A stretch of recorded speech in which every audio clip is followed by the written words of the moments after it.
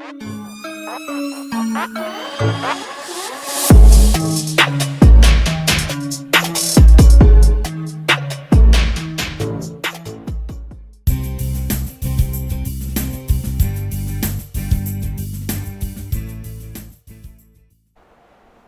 students, in this lecture we are going to take up different 4 phases of menstrual cycle, as we have talked about this menstrual cycle in our earlier lecture. Last लेक्चरमध्ये आपण ह्याच्याबद्दल बोललो होतो. आता आपण actual menstrual सायकलला start करूयात. आता ह्याच्यामध्ये काय केलं आहे, 4 फेजेसचं डिस्ट्रीब्युशन केलं आहे. सायकल काय कळाली आपल्याला. सायकलमध्ये सायक्लिक इव्हेंट घडत आहेत from the first menstrual cycle to the beginning of next menstrual cycle. पहिल्या मेन्स्ट्रुअल सायकलपासून ते जेव्हा दुसरी मेन्स्ट्रुअल सायकल स्टार्ट होते तिथपर्यंत हा जो काही एक कंप्लीट जर्नी आहे, आणि ह्या कंप्लीट जर्नीला आपण म्हणणार आहोत it is menstrual cycle. Is that simple. पण ह्याच्यामध्ये मात्र वेगवेगळे आपल्याला सायक्लिक फेजेस दिसत आहेत, म्हणजेच वेगवेगळे टप्पे दिसत आहेत, वेगवेगळे इव्हेंट्स दिसत आहेत. हे इव्हेंट कोणते आहेत पहिल्यांदा आपण याच्याबद्दल बोलूयात, आणि मग मी तुम्हाला 28 डेज प्रत्येक डेज कोणत्या फेजमध्ये किती वेळासाठी काय काम करतो, त्याच्यानंतर सिक्रिशन असेल तर सिक्रिशन कुणाचं आहे आणि त्याच्यामुळे इम्पॅक्ट काय पडतो, हे सगळ्या गोष्टींबद्दल आपण बोलणार आहोत.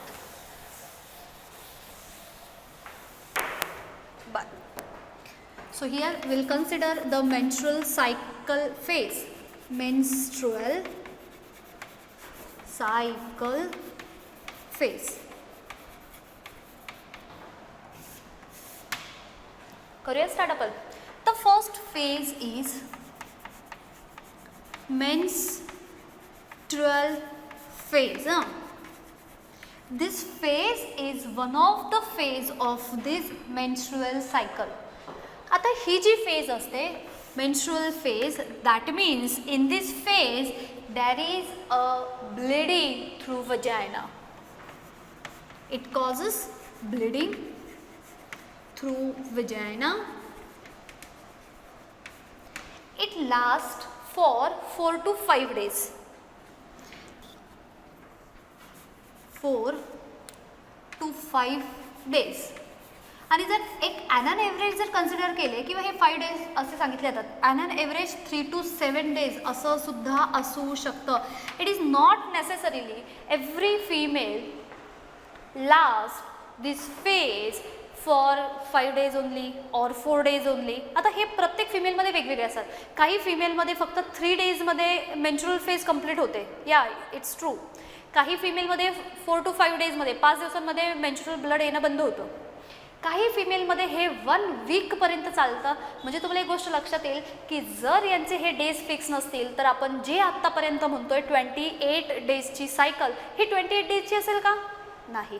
आणि म्हणून बऱ्याचशा फिमेलला इरेग्युलर जे पिरियड येतात किंवा हे दर स्पेसिफिक तेवढ्याच वेळेला येताना दिसून येत नाही, कारण काहींची ही पुढे पोस्टपोन होते, काहींची प्रीपोन होते, काही केसमध्ये मात्र ही 1.5 महिनासुद्धा त्यांची सायकल असते, काहींना जो बऱ्याच गॅप नंतर येतात. सो हा त्यांच्यामधला काही काय म्हणतो आपण डिसऑर्डर काइंड ऑफ नाही आहे. त्यांची सायकल असते 1 monthसाठी किंवा 1.5 monthसाठी सुद्धा सायकल रन होताना दिसते, आणि त्याचा काही एक इम्पॅक्ट नाही आहे. Every human being they are having similarities along with the differences. म्हणजे काय की प्रत्येक फिमेल ही फिमेल जरी असली तरी पण त्यांचं स्ट्रक्चर, त्यांचे बॉडीचे इंटरनल थिंग्स, त्यांचे हार्मोनल कंट्रोल आणि त्याच्या अकॉर्डिंग त्यांचा जो काही इम्पॅक्ट दिसणार आहे हा प्रत्येक फिमेलमध्ये वेगवेगळा दिसतो. आणि म्हणून तर त्यांची वेगवेगळी रूपं सांगतो आपण. आईच्या फॉर्ममध्ये असेल, बहिणीच्या फॉर्ममध्ये असेल, अजून XYZ कोणत्याही फॉर्ममध्ये ज्या काही आपल्याला वेगवेगळे फॉर्म दिसतात त्या फिमेलचे, जसे बाहेरून मॉर्फोलॉजिकली वेगवेगळे दिसतात तसेच इंटरनली सुद्धा त्यांच्या रिप्रोडक्टिव्ह सिस्टीममध्ये जर फक्त मेन्स्ट्रुअल सायकलबद्दल बोलायचं असेल तर हे फेजेससुद्धा डिफरंट डेटचे असू शकतात. पहिली फेज मेन्स्ट्रुअल फेज. होतंय काय? ब्लिडिंग होते. ब्लिडिंग म्हणजे फक्त ब्लड येतं का? नाही. So with the help of this along with the blood they rupture the uterine wall, म्हणजे एंडोमेट्रियमची वॉल ही तुटते. अगदी इनरमोस्ट आहे ती, नंतर इथे पाहणार आहोत आपण, ती पण बाहेर येते. टिश्यूना इंजुरी झालेली असते, टिश्यूचं फ्लुइड पण बाहेर येतं, म्युकस असेल म्युकस पण येतं, आणि सर्वात महत्त्वाचं ते म्हणजे जो सेकंडरी साईट असतो, तर म्हणजे त्याच्या सुरुवातीला ही सुरुवात झालेली असते. तर हा सगळा जो पार्ट असतो ना, हा सगळा अलॉंग विथ मेजरली काय, युटराईनची जी इंटरनल एंडोमेट्रियम वॉल आहे ती टिश्यूना इंजुरी झाली असेल तर टिश्यूमधलं फ्लुइड असेल ते ब्लड वेसल्स रप्चर झालेले असतात म्हणून ब्लडचा सुद्धा लॉस होतो, म्युकस असेल, हे सगळं फ्लुइड हे डिस्चार्ज होतं आणि त्याला म्हटलं जातं इट्स ब्लिडिंग, वजायना. आता ह्या मेन्स्ट्रुअल सायकलला अजून एक नाव दिलं जातं विपिंग ऑफ वूम. विपिंग म्हणजेच काय होत असतं, ती जी काही वूम आहे, ती जी काही युटरस आहे ती रडते, मीन्स वॉट की ब्लड फ्लो होते. त्याला वेगवेगळी नावं आहेत ॲक्च्युली. हा झाला 3 to 7 डेजसाठी, राईट. आता पुढच्या फेजकडे जाऊयात आपण. Second phase, here we are going to consider the proliferative phase, or it is also known as follicular phase, or it is also known as post menstrual phase, or it is also known as post झाला ना, pre ovulatory phase. आता नावावरून लक्षात आलं असेल. प्रॉलिफरेटिव्ह, ह्याच्यामध्ये bleeding झालं म्हणजे कोणती वॉल रप्चर झाली, युटराईनची endometrium wall, innermost wall rupture होते. रप्चर झाली की आपल्या बॉडीची अजून एक खासियत आहे, खूप छान, कुठेही काही कट आला, काही इंजुरी झाली, काही इन्फेक्शन झाले किंवा काय वेगवेगळ्या फॉर्ममध्ये असेल ते, तर ते लगेच रिपेअर मोडवरती सुद्धा येतात. जसं फॉर एक्झाम्पल दिवसभर जेवढं काही वर्क करतो आपण किंवा तुम्ही खूप सारा स्टडी करता, थकता, आणि जेव्हा रात्री आपण झोपतो तेव्हा त्या ड्युरेशनमध्ये मात्र काय होतं असं आपली बॉडी रिपेअर मोडवरती असते, आणि म्हणून स्लीप 7 to 8 hours आपल्या बॉडीसाठी फार इम्पॉर्टंट असते. सेम वेमध्ये इथे सुद्धा आपण काय कन्सिडर करतोय की ही जी काही इथे युटरेनची वॉल किंवा आपण आता एंडोमेट्रियम बोलत चालूयात, इथे जी काही एंडोमेट्रियम होती ही रप्चर झाली, मग तिला रिपेअर करायला सुरुवात झाली पाहिजे, म्हणजेच ती वाढते. प्रॉलिफरेटिव्ह. सायमल्टेनियसली आता हे कुणाबद्दल बोललो आपण, युटरसच्या बाबतीत. आता आपण ओव्हरीकडे येऊयात. ओव्हरीच्या आतमध्ये काय घडते, ओव्हरीच्या आतमध्ये डेव्हलपिंग फेजेस दिसत आहेत फॉलिक्युलर, जे ओव्हरियन फॉलिकल्स आहेत त्यांची, म्हणजे त्यांच्यामध्ये हे फॉलिकल्स वाढतात, म्हणजेच फॉलिक्युलर फेज पण आली. मेन्स्ट्रुअल फेजच्या नंतर आली म्हणून पोस्ट नंतर प्री अगोदर, मेन्स्ट्रुअल फेजच्या नंतर आली म्हणून तिचं नाव आलं पोस्ट मेन्स्ट्रुअल फेज. आणि तिसरी जी फेज आहे ती आपली ओव्ह्युलेशनची असते, म्हणजे ओव्ह्युलेटरी, म्हणून याला म्हणतात प्री ओव्ह्युलेटरी. आपण कसं सांगतो की ABC, सीची पोझिशन कुठे, सीची पोझिशन कुठे, एच्या नंतर आणि सीच्या अगोदर, तसंच आहे हे. सपोज ही सांगितली आपण मेन्स्ट्रुअल फेज, ही सांगितली आपण प्रॉलिफरेटिव्ह किंवा काय फॉलिक्युलर जी कन्सिडर केली ती, आणि ही ओव्ह्युलेशन याच्या नंतर झाली म्हणून याला काय म्हटलं, पोस्ट मेन्स्ट्रुअल फेज. याच्या अगोदर आहे म्हणून काय म्हटलं, प्री ओव्ह्युलेटरी. एवढी सिंपल आहे. कधी कधी MCQमध्ये डिरेक्टली प्रॉलिफरेटिव्ह फेज और फॉलिक्युलर फेज असं न वापरता प्री ओव्ह्युलेटरी, पोस्ट मेन्स्ट्रुअल अशी येते, आणि अगदी थोड्या वेळासाठी आपण तिथे गोंधळतो. बरं, नावानुसार ही का आली, कशी आली ही आपल्याला कळाली. आता ह्या फेजमध्ये रिपेअर होत असतं. आता इथे जसं आपण ब्लिडिंग सांगितलं, इथे हे रिपेअर मोडला आहेत, आणि प्लस सर्टन काही फॉलिक्युलर चेंजेस दिसून येतात आपल्याला, म्हणजे फॉलिकल्समध्ये डेव्हलपमेंट होताना दिसून येते. कंप्लीट झाली आहे का नाही. आता इथे जर कन्सिडर केलं तर it last for 10 to 12 days. Again it is one of the variable phase among all 4 phases. 4 फेजपैकी सर्वात व्हेरिएबल जर कोणती असेल म्हणजे अजिबात फिक्स नसणारी, ती म्हणजे ही फेज आहे. आता इथे मेन्शन करताना तर आपण 10 to 12 days दिले, पण ॲक्च्युली ती मात्र एवढ्याच पर्टिक्युलर डेजसाठी नसते. काहींमध्ये ही वाढते, काहींमध्ये कमी होते. ज्यांची सायकल 28 days पेक्षा मोठी असेल त्यांच्यामध्ये हा ड्युरेशन पण मोठा, ज्यांच्यामध्ये कमी असेल त्यांच्यामध्ये हा ड्युरेशन पण कसं होईल, कमी. ही पण व्हेरिएबल आहे, पण ही सर्वात जास्त व्हेरिएबल आहे. आपण असं म्हणूयात की जर सपोज हे 5 दिवसांसाठी किंवा 4 दिवसांसाठी हा फ्लो चालू असेल, so in this case they starts from the 5th day of cycle to the 13th day of cycle. म्हणजे पहिल्या 1 ते 4 म्हणजे 4 दिवसांसाठी जर मेन्स्ट्रुअल फेज चालू असेल तर 5व्या दिवसापासून ते 13व्या दिवसापर्यंत मेन्स्ट्रुअल सायकलच्या 13व्या दिवसापर्यंत ही दुसरी फेज चालू होती. ह्या फेजमध्ये काय झालं हे पण बोललो. ठीक आहे, जाऊया तिसऱ्या फेजला. Third phase is ovulation or it is also known as ovulatory phase. Ovulatory phase. आता याच्यामध्ये काय होणार आहे? ओव्ह्युलेशन. ओव्ह्युलेशन असतं काय? ह्या फेजमध्ये primordial to primary, primary to secondary, secondary to tertiary आणि आता अगदी कुठे आलेत हे काय म्हणतो आपण त्याला मॅच्युअर ग्राफियन फॉलिकलमध्ये ट्रान्सफॉर्म झालेत. झाल्यानंतर आता काय होणार आहे? ओव्ह्युलेशन होणार आहे. ओव्ह्युलेशन का असतं? हा जो काही मॅच्युअर ग्राफिकन फॉलिकल असतो तो रप्चर होतो, आतमधला सेकंडरी ओसाइट रिलीज होतो. There is a rupture of mature Graafian follicle and secondary oocyte is get release and it occurs in this ovulatory phase, म्हणजेच ओव्ह्युलेशन होते. आपण जेव्हा TS ऑफ ओव्हरी पाहिला होता त्याच्यामध्ये आपण ओव्ह्युलेशनच्या फेजमध्ये दाखवले होते. अगदी सुरुवातीला इथे प्रायमोडियल, प्रायमरी, सेकंडरी, टर्शरी इथे एक दाखवला होता मोठा, तो असा फुटल्यानंतर आतमधून सेकंडरी ओसाइट रिलीज झाला होता. ती जी फेज असते ती असते ओव्ह्युलेटरी फेज. जर फिमेलमध्ये परफेक्ट 28 डेजची सायकल असेल तर काय सांगतो आपण? जर फिमेलमध्ये 28 डेजची सायकल असेल then that ovulation takes place on the 14th day of cycle. म्हणजे जर मला याचं ड्युरेशन सांगायचं असेल, मी जिथे हे असे वापरलेत ना, सपोज इथे सांगितलेत 0 to 4th डे, म्हणजे त्या दिवशी किती दिवसांसाठी? 4 to 5 days, average 3 to 7 days. किती दिवसांसाठी? 10 ते 12 दिवसांसाठी. कोणत्या दिवसापासून कोणत्या दिवसापर्यंत? 5th day of cycle to the 13th day of cycle. 14th day duration किती आहे? ओनली 24 आवर, फक्त एका दिवसाचा ड्युरेशन असतो. It last for 1 day. हा फिक्स आहे.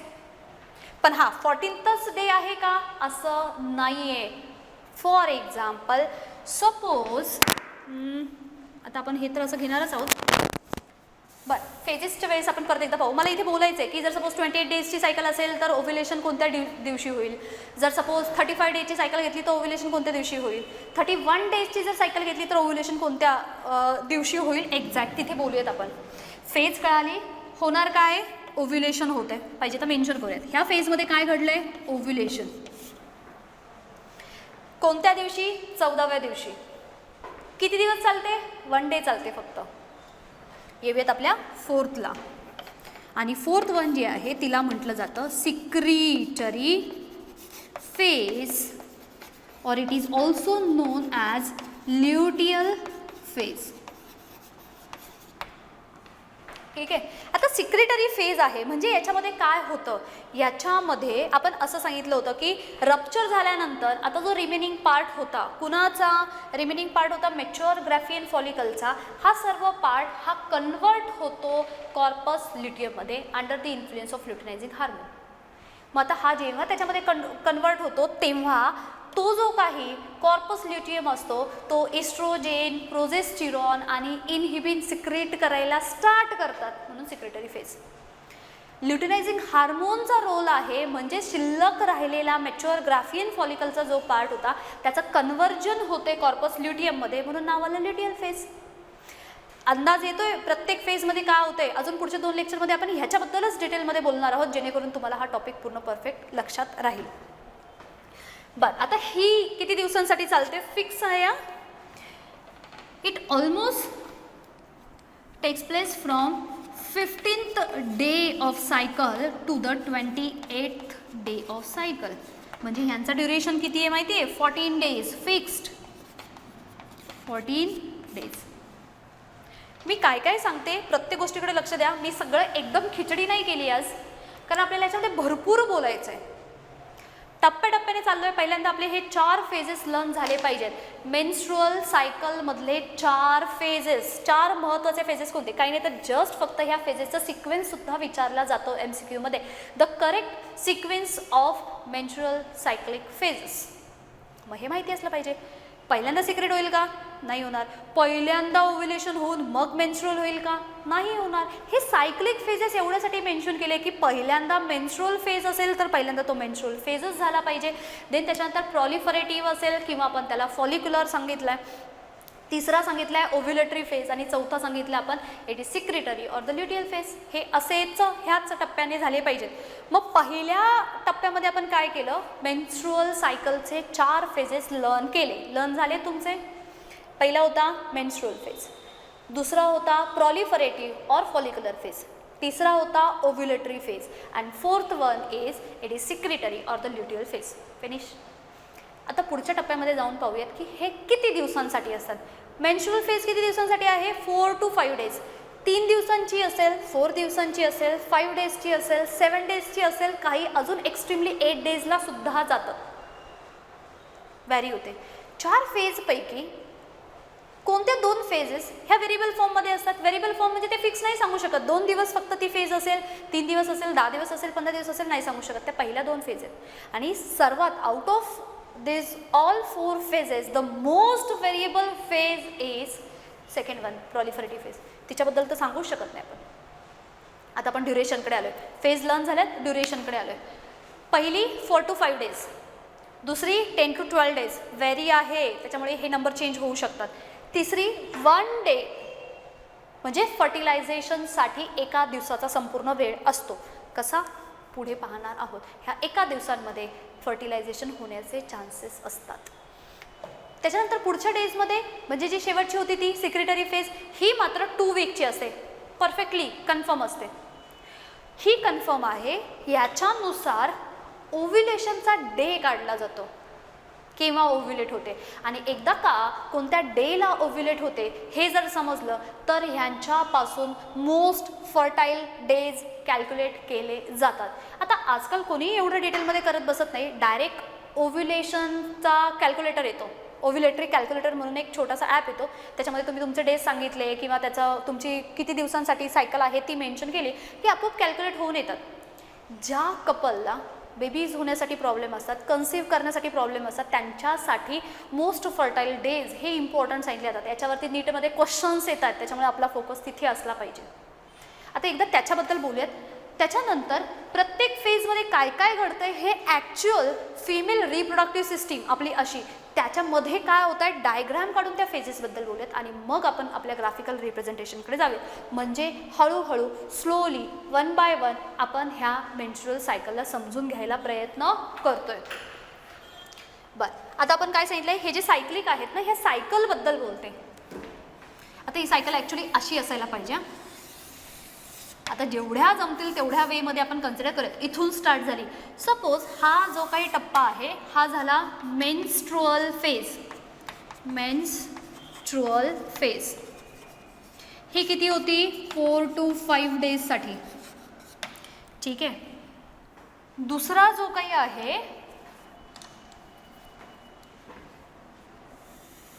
आता कलर व्हेरिएशन तुम्हाला दिसत नाहीत प्रॉपर, ठीक आहे. हा दुसरा आहे इट्स अ प्रॉलिफरेटिव्ह फेज. ही किती दिवसांसाठी आली? 10 to 12 daysसाठी. देन त्याच्यानंतर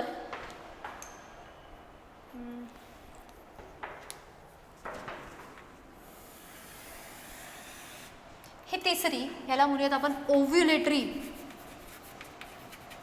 फेज. ही मात्र 1 डेसाठी होती, म्हणजे 14th डेला होती. आणि सर्वात शेवटची जी आहे तिला आपण म्हणूयात,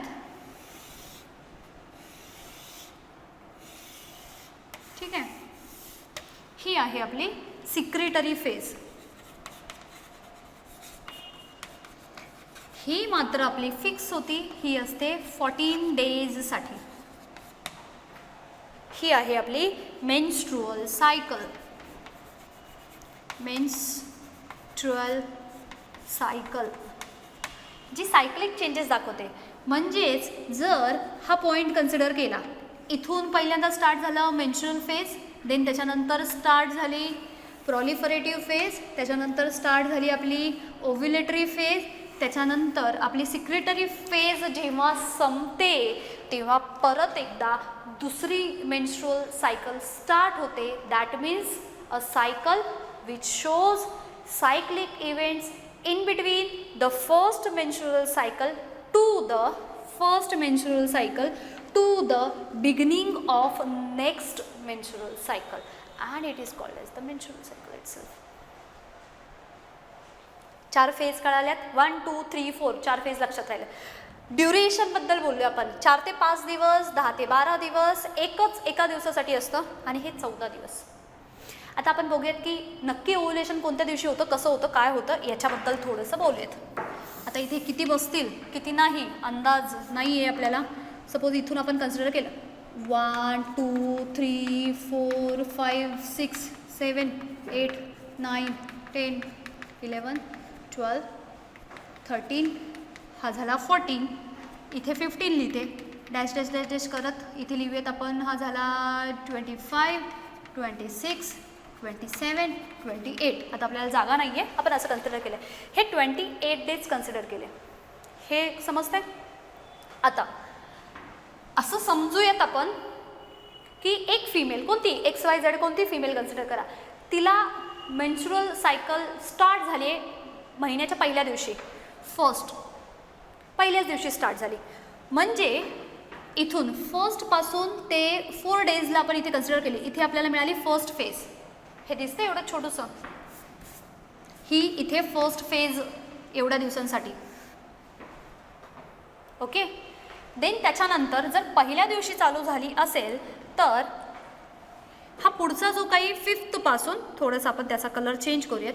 इथून 5th पासून ते जाऊन पोचते ती 13th डेपर्यंत. 13th डेपर्यंत इथे मात्र दिसणारी तिची सेकंड फेज. एक्झॅक्ट 14th इथे मिळणारे आपल्याला ही मिळणारी आपल्याला थर्ड फेज. आणि शेवटी 2 वीक कंपल्सरी राहिले पाहिजेत. आणि हे म्हणजेच काय आहेत 15 पासून 28 डेजची ही झाली त्यांची 4th सायकल. आता फिक्स काय काय आहे पहा. ही जी काही सायकल होती हे 14 डेज. हा जो आहे तो 1 डे. आणि जर हे 4 डेज किंवा 4 to 5 डेज कॅल्क्युलेट केले म्हणजे मेन्स्ट्रुअल ब्लड येणं थांबल्यापासून तर ते ओव्ह्युलेशनच्या डेपर्यंत हा मधला जो काही ड्युरेशन असतो हा 1 2 3 4 5 6 7 8 9 9 10 10 11 एक 10 डेजचा कालावधी पकडूयात आपण. 10 डेज असं प्रत्येकाचं डिस्ट्रीब्युशन असलेलं दिसून येतं. मग आता ठरवायचं कसं. आता जसं मी अगदी एक्झॅक्ट सांगितलं तुम्हाला की जर पहिल्या दिवशी सायकल स्टार्ट झाली असेल म्हणजे मेन्स्ट्रुएशन स्टार्ट झालं असेल तर बरोबर 14thला ओव्ह्युलेशन असतं. जर बरोबर 14thला ओव्ह्युलेशन हे कसं ठरवलं. एकूण सायकल किती होती आपली 28 डेजची. 28 डेजमधले हे डेज फिक्स आहेत म्हणजे आपण मागून येऊयात. हे फिक्स असतात. हे कायम लक्षात ठेवा. शेवटची फेज ही फिक्स दिवसांची असते. ह्याच्यामध्ये काहीच बदल येत नाही. म्हणजे 35 दिवसांची जरी सायकल असली तरी हे 14 डेज त्याच्यातून मायनस करून आपण कॅल्क्युलेट करू शकतो. आता इथे पाहूयात आपण 28 डेजपैकी हे 14 आपण मायनस केले राहिले 14. म्हणजे मागून बरोबर 14 दिवस जर पाहिले तर ह्या 14th डेला ओव्ह्युलेशन होतंच होतं. ओव्ह्युलेशन होतं आहे म्हणजे काय होतं आहे. तो जो मॅच्युअर ग्राफियन फॉलिकल होता तो फुटला, तो रप्चर झाला आणि आतमधला सेकंडरी ओसाइड बाहेर आला. म्हणजेच मोस्ट फर्टाईल डेज कोणते कोणते असतात. ह्या केसमध्ये मोस्ट फर्टाईल डेज असतात 12, 13 and 14. हे 3 मोस्ट फर्टाईल डेज असतात. म्हणजे ह्या ड्युरेशनमध्ये जर फिमेल बॉडीमध्ये मेल गॅमेट जर रिलीज केले तर बरोबर 14 डेला तो ओव्ह्युलेट होऊन, कारण त्यांचं जे काही स्पर्मचे काय म्हणतो आपण त्याला स्पर्म जिवंत राहण्याची म्हणजे त्यांचा लाईव्हनेस जो असतो तो मात्र एक 4 to 5 डेजचा असतो. त्याच्यामुळे जरी त्याच्या अगोदर येऊन थांबले ते तरीसुद्धा ते तिथे सर्वाईव्ह करतात. ते तिथे सर्वाईव्ह करतात. आणि बरोबर 14 डेला तो एग रिलीज झाला, म्हणजे सेकंडरी ओसाईट आला, आणि तोपर्यंत जर मेल स्पर्म मिळाले तर मात्र काय होईल, ते फर्टिलायझेशन होईल. फर्टिलायझेशन होऊन मग पुढच्या फेजमध्ये मात्र ती बॉडी त्याची तयारी करत असते एंडोमेट्रियमची वॉल वगैरे तयार करण्यासाठी. आता याच्यामध्ये खूप सारे पार्ट एकदम मिक्स केलेत. आपण 1 बाय 1 चाललो आहे. पहिल्यांदा मी फेजेस तुम्हाला लर्न कसे करायचे ते सांगितले, त्याच्यानंतर डेजचं डिस्ट्रीब्युशन सांगतोय. हे झालं 28 सायकलबद्दल. ठीक आहे, आता बघूयात आपण 35 डेजची सायकल असेल तर काय होईल. हे सपोज 35 डेज आहेत, एकूण डेज किती आहेत 35. शेवटचे 14 आपण त्याच्यामधले मायनस केले, किती राहिले, इथे 1 राहिला, इथे 21 राहिला. म्हणजे जर 35 दिवसांची सायकल असेल तर 21व्या दिवशी 21th डे ऑफ सायकल त्यांचं ओव्युलेशन होईल. मग मोस्ट फर्टाईल डेज कोणते असतील, 19, 20 अँड 21. हे जास्त फर्टाईल डेज असतात. याच्यावरती MCQ येतात. तुम्हाला ही सायकल समजली पाहिजे, कोणत्या फेज कुठे कुठे आहेत. जर सपोज त्यांनी रँडमली कोणताही मंथ सांगितला, कधी कधी फक्त मंथ सांगतील की नोव्हेंबर महिन्यामध्ये ह्या तारखेपासून ह्या तारखेपर्यंत, मग नोव्हेंबरमध्ये डेज किती आहेत ते पहा, 30 डेज आहेत, त्याच्यानुसार मग पुढच्या महिन्यातले 5 दिवस, असं याचं भरपूर कॅल्क्युलेशन आहे. याच्यावरती येणारे सम एकदा पाहत चला. नाही समजले तर सांगा, आपण परत एकदा जर सम आले आपल्यासमोर तर आपण त्याच्या अकॉर्डिंग सुद्धा आपण त्याचं सोल्युशन पाहूयात. हे समजतंय. 35 डेज असतील तर again 21st day of cycle ह्या दिवशी ओव्युलेशन स्टार्ट होईल. व्हॉट अबाउट जर 31 डेजची सायकल असेल तर 31 दिवस जर ती सायकल चालत असेल, मागचे हे -14 करून टाका, 7 इकडे दिसला 17, म्हणजे 17th डे ऑफ सायकल, सायकलच्या 17th डेला. आता सगळ्यांचीच 1 तारखेला नाही चालू होत, काहींची 5ला स्टार्ट झाली. मग 5 पासून पुढचे 4 दिवस मेन्स्ट्रुअल फेज, त्याच्यापासून पुढचे एक 10-12 दिवस प्रॉलिफरेटिव्ह फेज, मग त्याच्यानंतर येईल ओव्युलेटरी फेज, आणि शेवटचे जे काही 2 वीक असेल ती असणारे सिक्रेटिव्ह फेज. मग येताना कुठून कॅल्क्युलेट करत यायचा, मागचे 14 दिवस सोडायचे, ते मायनस करायचे. एकूण सायकलमधले 14 डेज मायनस करा. मायनस केल्यानंतर जेवढे डेज राहतील, म्हणजे त्या दिवशी 17th आला, जसं इथे 31 दिवसांची सायकल असेल तर 17th डेला ओव्युलेशन होईल. ओव्युलेशन होणं का गरजेचं आहे, जोपर्यंत तो सेकंडरी ओसाईट येत नाही आहे, म्हणजे तो एग रिलीजच होत नाही आहे. एग नाही आहे म्हणजेच फिमेल गॅमेट येतो. फिमेल गॅमेट येणार नाही तोपर्यंत स्पर्म येऊन जरी बसले किंवा तिथे आले, तिथे पोचले, तरी सुद्धा त्यांचा उपयोगच नाही आहे. Unless until that male gamete is not get fused with the female gamete, fertilisation होणारच नाही आहे. मग हे होण्यासाठी ओव्युलेशन होणं गरजेचं आहे, आणि म्हणून ओव्युलेट कोणत्या दिवशी होतं ह्याला कन्सिडर केलं जातं, आणि हे महत्त्वाचं असतं फर्टिलायझेशनमध्ये किंवा कन्सीव्ह करताना, याचा विचार केला जातो. गायनेकोलॉजिस्ट जे असतात ते तुमची सायकल पहिल्यांदा समजून घेतात, किती डेजची सायकल आहे ह्याच्याबद्दल पाहिलं जातं. देन त्याच्या अकॉर्डिंग त्यांचा फ्लो असेल त्याला कॅल्क्युलेट केलं जातं. मागचे जे 14 डेज आहेत त्यांना मायनस केलं जातं, आणि बरोबर ओव्युलेट कोणत्या डेला होतो तो डे काउंट करून त्याचे अगोदरचे एक 3 दिवस असतात ते मात्र मोस्ट फर्टाईल डेज म्हणून कन्सिडर केले जातात.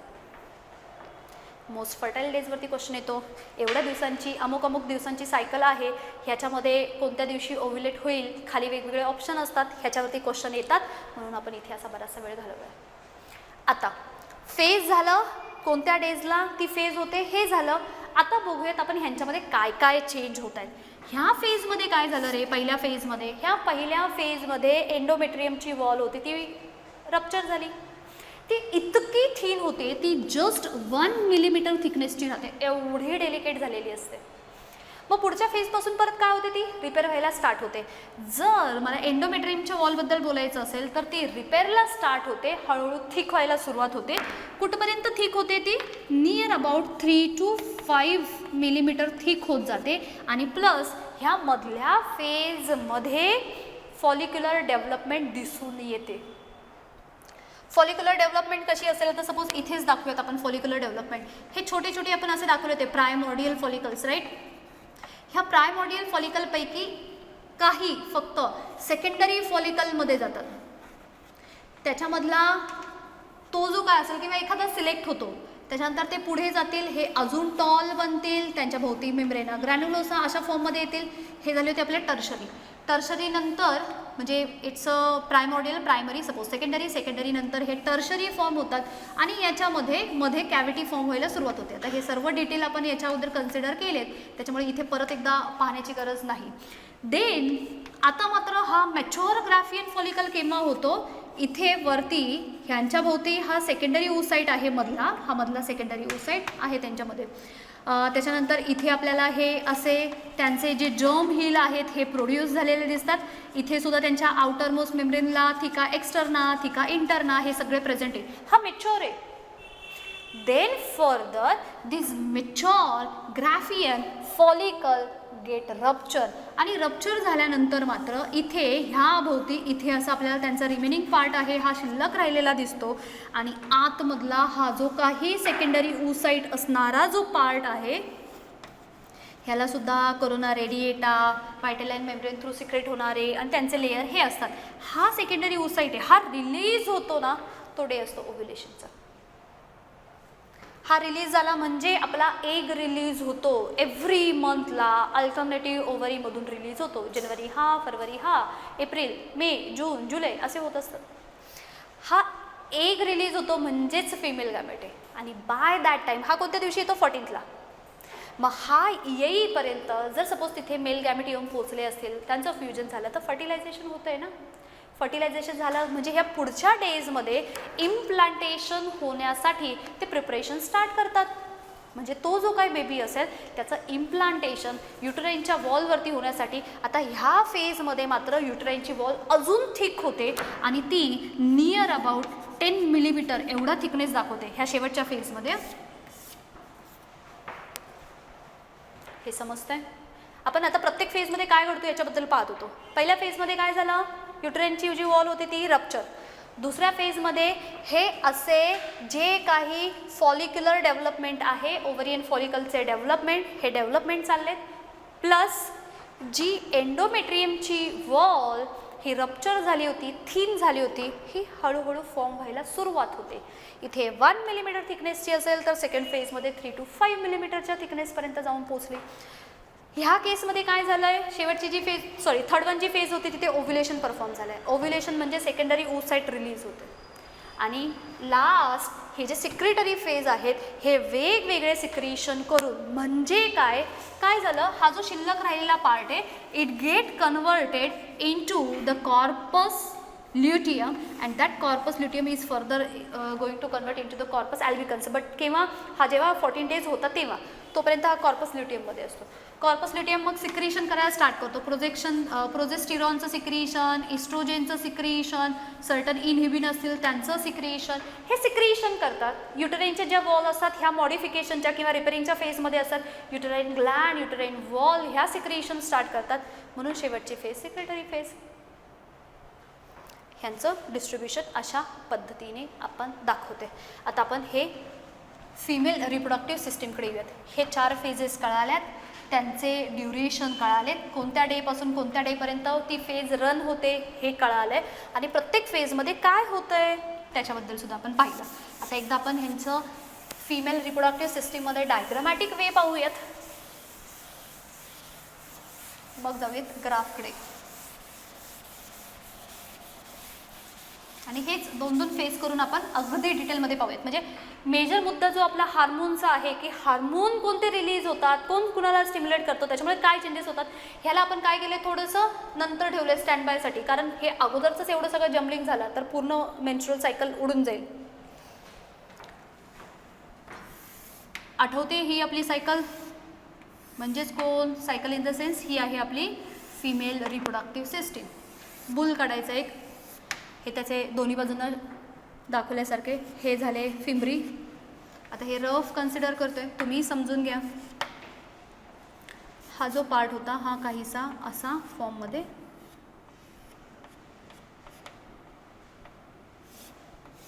ठीक आहे. बस हा मेजर पार्ट आपला. इथे आपली ओव्हरी दाखवून देऊयात, ही इथे जोडलेली आहे, ही आपली ओव्हरी. ठीक आहे, ही महत्त्वाची आहे. ह्याच्यामध्ये बदल होतो, युटरस आहे याच्यामध्ये बदल होतो आणि ह्याच्यामध्ये ज्या लायनिंग आहेत त्या, ही जी पहिली असते ह्याला म्हणणार आहोत आपण पेरीमेट्रियम. दुसरी जी असते तिला म्हटलं जातं मायोमेट्रियम.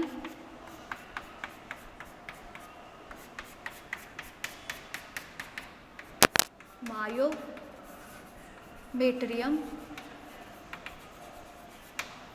आणि जी थर्ड वन आहे तिला आपण पाहणार आहोत. ही अशी, ही थोडी फोल्डेड फॉर्ममध्ये असते ना. ही जी आहे ही आहे एंडोमेट्रियम.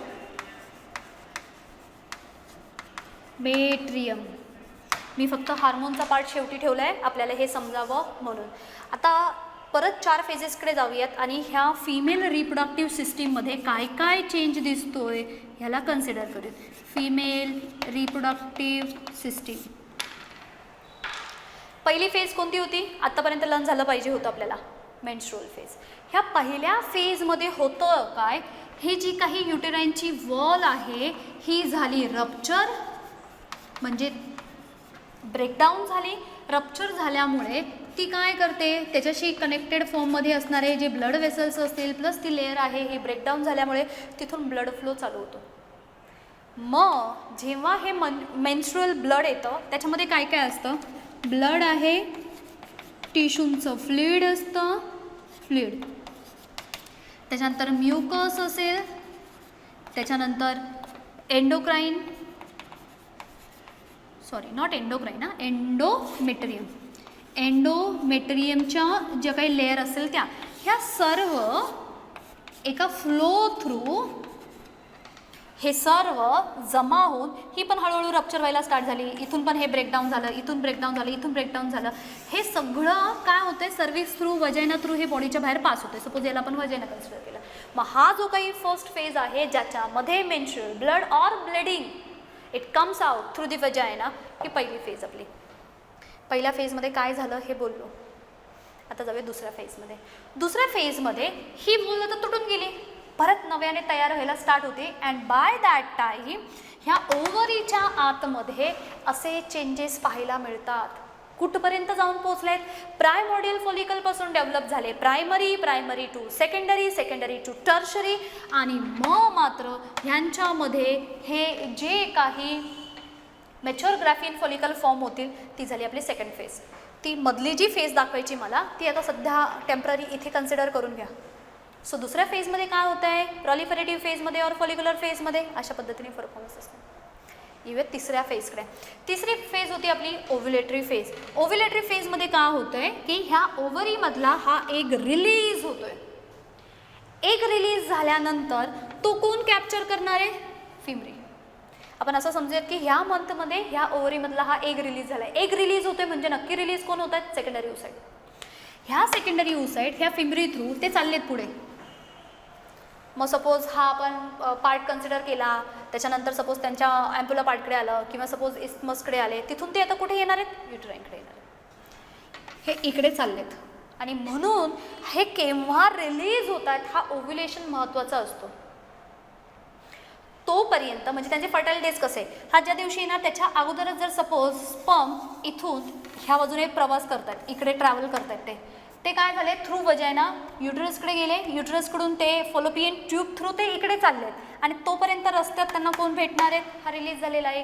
आणि मग मेल गॅमेट आणि फिमेल गॅमेट यांचं जर फ्युजन झालं तर तिथे फर्टिलाइज होईल. म्हणून ओव्युलेशन इतकं इम्पॉर्टंट आहे.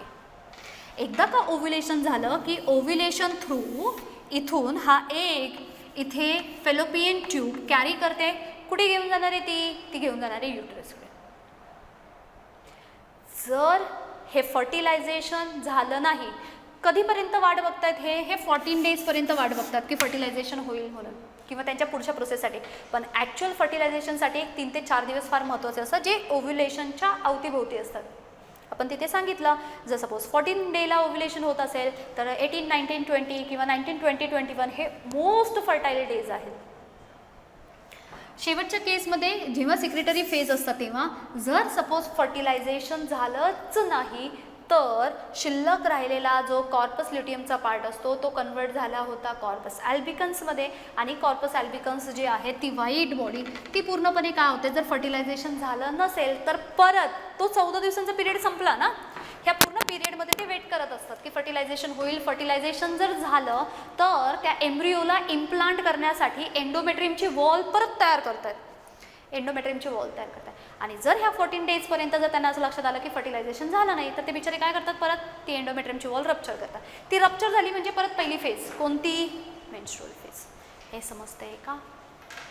आता आपण एक छानशी स्टोरी त्याच्याबद्दल बोलूयात, म्हणजे आपल्याला हा पार्ट का आहे तो कळायला सुरुवात होईल. अजून आपला ग्राफचा पार्ट बाकीच आहे. चेंजेस कसे आहेत त्याच्याबद्दल आपण पहिल्यांदा अशा फॉर्ममध्ये पाहतोय. सपोज फॉर एक्झाम्पल एक गर्ल कन्सिडर केली आपण.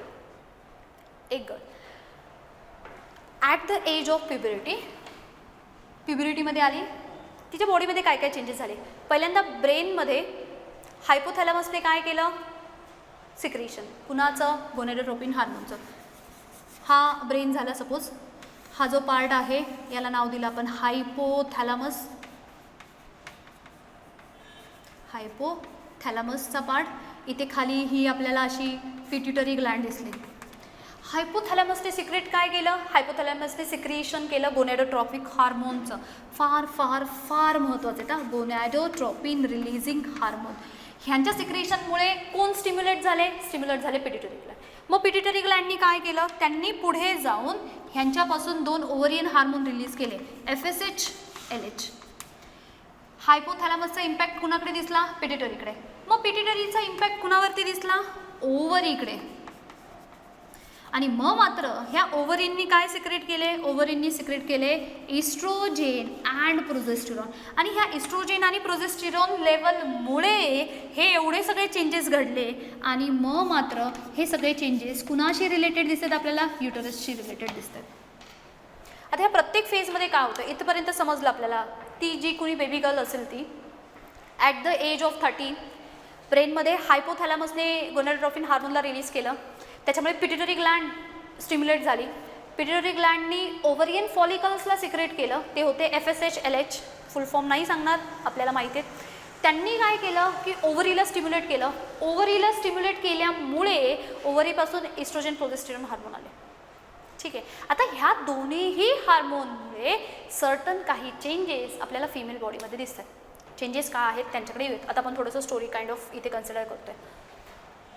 पहिल्या फेजमध्ये काय झालं की ही जी काही वूम आहे ती विपिंग आउट करायला स्टार्ट झाली. म्हणजेच काय?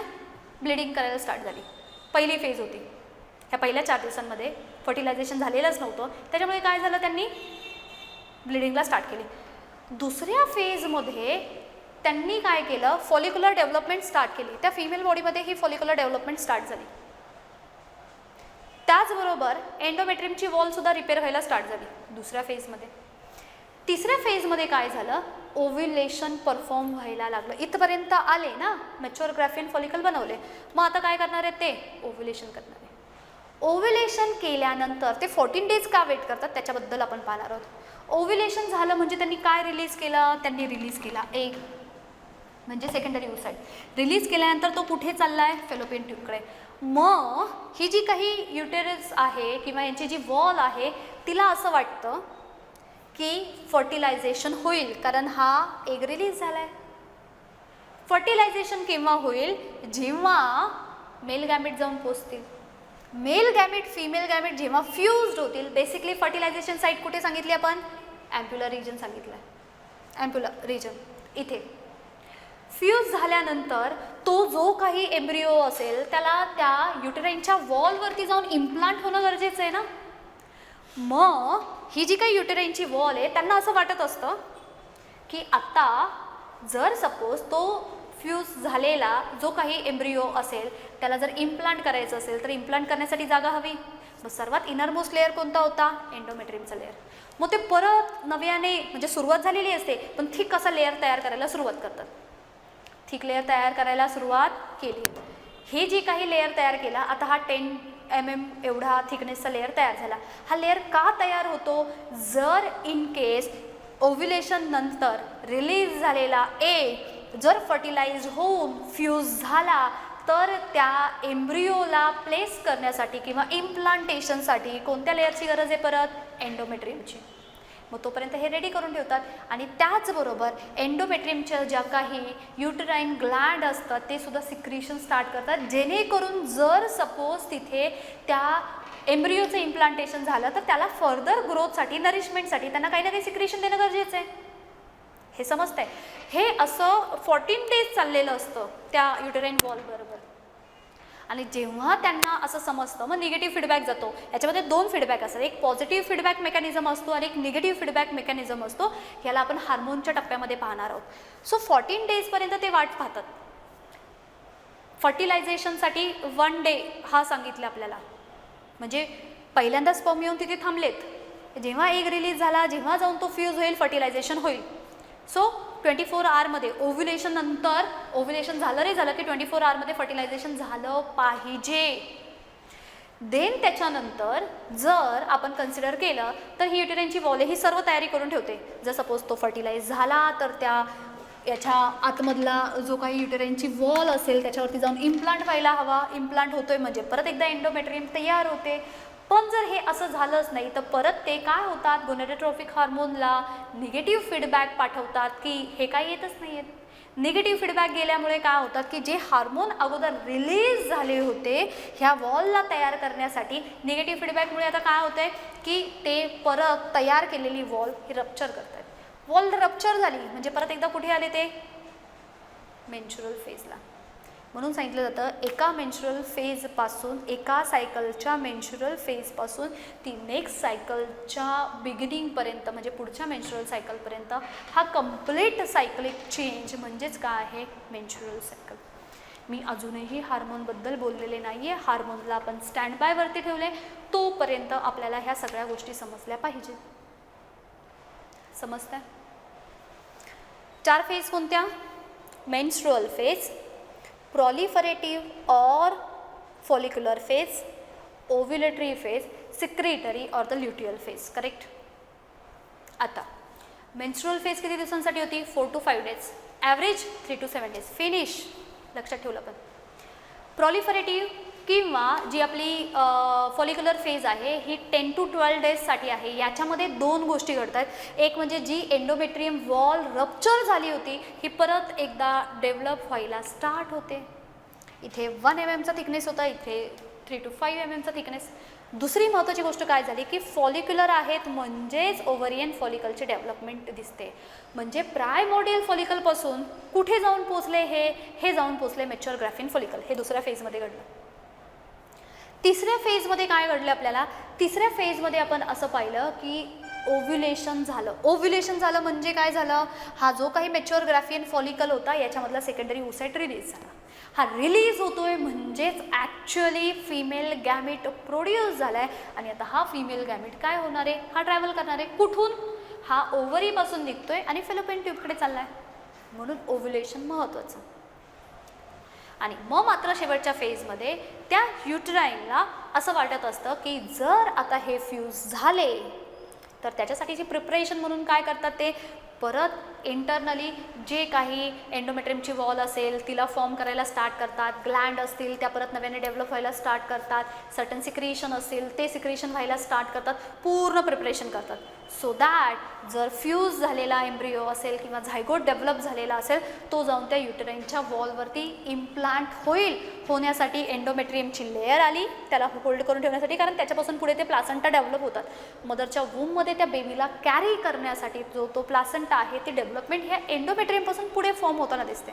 म्हणजे एंडोमेट्रियमने तयारी केली. दुसरी गोष्ट जे काही सिक्रिएशन त्यांना नरिशमेंटसाठी काहीतरी सिक्रिएशन हवे ना त्याच्यासाठी सुद्धा युटेरिन वॉलचे जे ग्लँड आहेत ह्या सर्व प्रिपेअर होत आहेत. ह्या संपूर्ण ड्युरेशनसाठी कालावधी किती लागला? 40 डेजचा. 14 डेज. तोपर्यंत हे वाट बघतायत कोण? कॉर्पस ल्युटियम की आता येतील आणि अशा पद्धतीने तो फ्यूज होईल. पण जर इन केस मेल गॅमेट आलेच नाहीत म्हणजे फर्टिलायझेशन झालंच नाही, मग मात्र निगेटिव्ह फीडबॅक गेला. त्यांनी सांगितलं याचा काही उपयोग नाही आहे. मग मात्र जे हार्मोन रिस्पॉन्सिबल होते ज्यांनी एंडोमेट्रियमची वॉल तयार केली होती ते आता परत काय करायला लागले? फर्टिलाइज झाला नाही आहे म्हणजे त्यांनी तयारी करून ठेवली होती ती वाया गेली. मग आता ते काय करतायत? त्या वॉलला परत एकदा तोडतायत. म्हणजे दर महिन्याला नव्याने एंडोमेट्रियमची वॉल तयार होते. वाट पाहतायत. नाही जर सपोज फर्टिलायझेशन झालं तर ती जी काही वॉल आहे ही रप्चर होते आणि रप्चर झालेली wall along with the blood vessel, certain kind of fluid, mucus and that oocyte, secondary oocyte हे सगळे बॉडीच्या बाहेर डिस्चार्ज होतात. हे डिस्चार्ज होणं म्हणजे पहिली फेज आहे. जेव्हा सायकलबद्दल बोलतो तेव्हा ॲक्च्युली ह्या सगळ्या फेजेस कन्सिडर केल्या जातात. पण ॲक्च्युली सायकल म्हणजे फक्त ब्लिडिंग कन्सिडर करतात. ती एक फेज झाली त्याच्या मागे हे तिघेजण कारणीभूत आहेत. आता गंमत पाहूयात आपण दुसरी गोष्ट. ती जी काही गर्ल होती, सपोज इन वन केस इथून जर सपोज जो एग रिलीज होतोय आणि तो बरोबर तोपर्यंत काय झालं, फर्टिलायझेशन झालं, म्हणजे मेल जे काही स्पर्म आहे ते तिथे येऊन पोचले, फर्टिलायझेशन झालं. आता मला सांगा, ही एंडोमेट्रियमची जी काही वॉल आहे ही रप्चर होईल का? नाही. त्यांना माहिती आहे फर्टिलायझेशन झालं. फर्टिलायझेशन झालं म्हणजे तयार झालेला जो झायगोट, जो एम्ब्रिओ आहे तो इम्प्लांट होणार आहे युटेरिनच्या वॉलकडे. मग त्यासाठी वॉल गरजेची, म्हणजेच वॉलचं रप्चर होणार आहे. आणि आपण असं पाहिलं होतं की जर जेव्हा केव्हा स्टँड बायवरती का जाते, this menstrual cycle it temporary get suspended during gestation period. म्हणजे जेव्हा जेस्टेशन पिरियड असतो, जेव्हा प्रेग्नन्सी मेंटेन होते, तेव्हा मात्र ही युटेराईनची जी वॉल आहे ही मात्र ब्रेक होतच नाही. ब्रेक झाली नाही म्हणजे मेन्स्ट्रुअल फ्लो होत नाही. मेन्स्ट्रुअल फ्लो होत नाही आहे म्हणजेच ती सायकल परत होतच नाही आहे. म्हणजे तेवढ्या ड्युरेशनसाठी मात्र हा मेन्स्ट्रुअल फ्लो बंद झाला. म्हणून तो 9 मंथचा जेस्टेशन पिरियड, तेव्हा मेन्स्ट्रुअल ब्लड येत नाही. बेबीचा बर्थ झाल्यानंतर 6 मंथ 1 इयरपर्यंत लॅक्टेशन, मॅमरी ग्लँड हे मिल्क सिक्रेट करत असतात. त्यावेळेस ते ल्युटिनायझिंग हार्मोन हे हायर लेवलला असतात. इस्ट्रोजेन वगैरे असतात ते मात्र लोअर लेवलला असतात, किंवा फॉलिकल स्टिम्युलेटिंग हार्मोन असतात हे लोअर लेवलला असतात. काही गरजच नाही ना परत एकदा हे फॉलिकल डेव्हलप करायची गरजच नाही तेवढ्या वेळापर्यंत. मग तोपर्यंत मात्र ह्या सायकलमध्ये ह्या फेजेस येत नाही, म्हणजे परफॉर्म होत नाही. आणि फायनली केव्हा स्टॉप होते तर त्यांच्या मेनोपॉजला स्टॉप होऊन जाते. हे समजते का सर्वांना? आजच्या लेक्चरमध्ये आपण काय काय घेतलं? मेन्स्ट्रुअल सायकलच्या 4 फेजेसबद्दल बोललो. प्रत्येक फेज कोणत्या डेपासून कोणत्या डेपर्यंत चालते त्याच्याबद्दल बोललो. ॲक्च्युअल ड्युरेशनबद्दल बोललो. इथे सायक्लिक फेज दाखवायचा प्रयत्न केला. 28 डेजची जर सायकल असेल तर कोणत्या डेला ओव्ह्युलेटरी किंवा ओव्ह्युलेशनचा डे म्हटला जातो? Most fertile days as per the 28 days सायकलनुसार स्टार्टिंगचे हे 3 डेज ओव्ह्युलेशनच्या जस्ट अगोदर. 35 डेजची सायकल असेल तर 21st day of that cycle is the ovulation day. मग त्यांचे मोस्ट फर्टाईल डेज 19, 20, 21. ठीक आहे. डे जर 31 डेजची असेल तर ती 17 डेला. आणि अगेन अजून एक गंमत, जर सपोज एखादी कोणतीही फिमेल तिची जर सायकल ही त्या महिन्याच्या 4th डेपासून जर स्टार्ट झाली तर 4, 5, 6, 7 इथपर्यंत पहिला फेज. त्याच्यानंतर पुढचे जर सपोज 1, 2, 3, 4, 5, 6 हे 10 to 12 डेज सेकंड फेज. त्याच्यानंतर येईल ती ओव्ह्युलेशन फेज. आणि शेवटी मात्र 14 डेज कंपल्सरी असले पाहिजेत.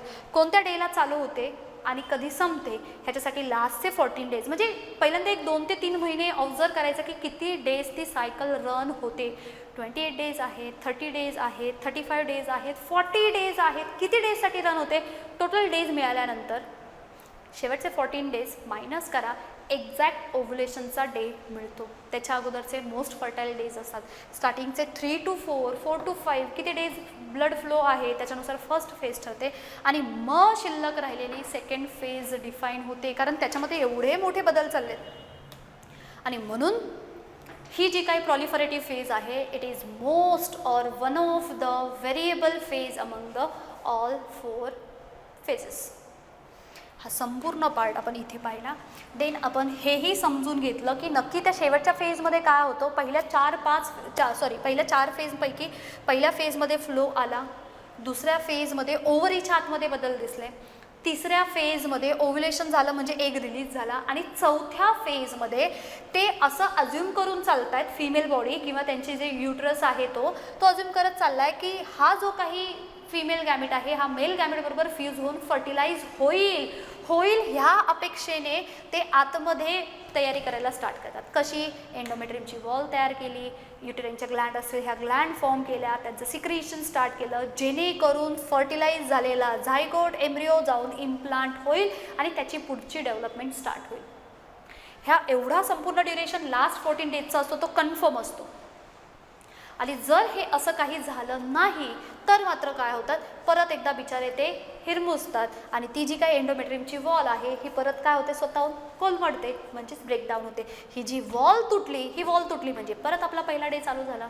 It's all about the menstrual cycle. ज्यांना अजूनही समजलेलं नसेल त्यांच्यासाठी पुढच्या फेजमध्ये आपण जो काही ग्राफिकल फॉर्म पाहणार आहोत तिथे एकदा परत पाहूयात आणि परत हे चारही फेज आता आपण अजून डिटेलमध्ये जाऊयात. कसं काय घडतंय ते मी तुम्हाला सर्व कल्पना दिली आहे, पण आपण त्याच्यातला कोणताही पॉईंट मिस होऊ नये म्हणून 2-2 फेजेस एकेका लेक्चरमध्ये घेऊयात आणि अजून डिटेल त्याच्याबद्दल बोलू.